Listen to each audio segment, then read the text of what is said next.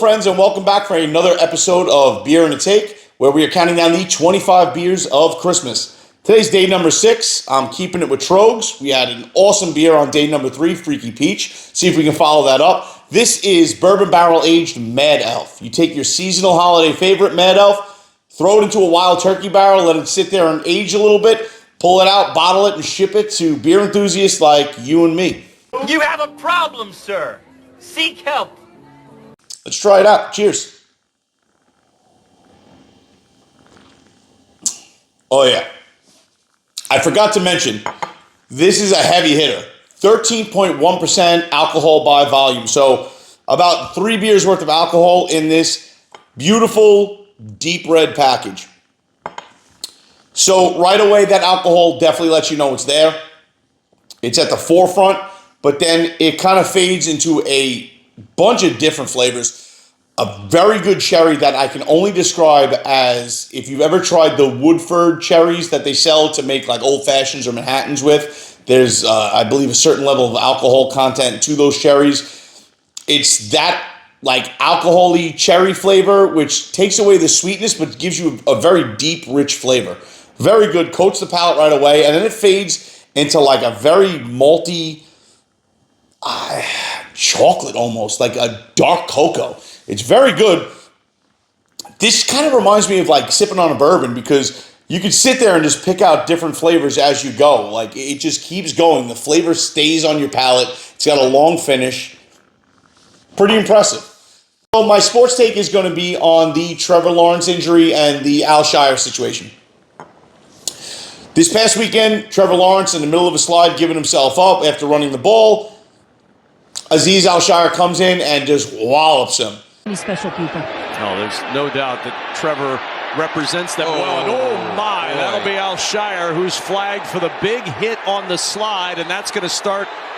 Chaos ensues, bodies going everywhere, flags flying. The end result is Al-Shaair is now suspended 3 games, and it looks like Trevor Lawrence might miss the rest of the season. Jag fans are pissed. Can't blame them. And what's even crazier is Texas's head coach went out there and tried to defend Al-Shaair, painting him as a Boy Scout, like this guy, oh, he's never been suspended before, and the NFL is trying to make a villain out of him, blah, blah, blah, blah. What I'm seeing by Caleb Williams' teammates. Yeah. You know? Let's watch what happens in the scrum here. Al-Shaair gets up and... Yeah, okay, dude. Everybody's seen the game clips and the tapes of him. He's been not suspended, but he's been fined 4 times in the past season and a half. Racked up about 50 grand worth of fines. The guy's not a good guy. He's out there, sportsmanship goes out the window, and he's just looking to lay a monster hit, which, hey, it is what it is. It is football, but he is a dirty player. Let's not pretend like he's not. He is a dirty player. The one thing I will say in his defense, and it's not really his defense, it's more or less the NFL needs to step in now and get rid of the ability for quarterbacks to fake slide. You know, we saw the Pickett thing in college. A very good runner. Don't sleep on those legs. Oh, he faked the slide. I mean, Josh Allen gets accused of going for the fake slide, or it might just be a white dude juking. People aren't used to seeing that. Josh steps up, and he's going to get the first down. Oh, and there he goes. A few quarterbacks have gotten caught. Pat Mahomes drops the shoulder a little bit, pretends like he's going to slide. Get rid of the slide. If you're running the ball and advancing the football, you are now a player. You're a running back. You're like everybody else out there on the field. If you want to run with the ball and advance the ball, you deserve to take a hit. Sorry, that's the way it is. You can't get to the sidelines, you're taking a hit. That's it. Oh, what a hit on Dunham by Switowski. I think I made him shit himself. No pain, no gain. Where do you think that comes from?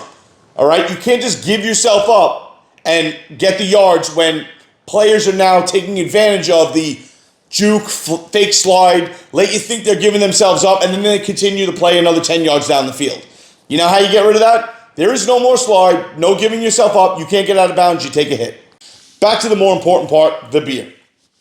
So This is a powerhouse of flavor. That's the best way to describe it. It's nuanced.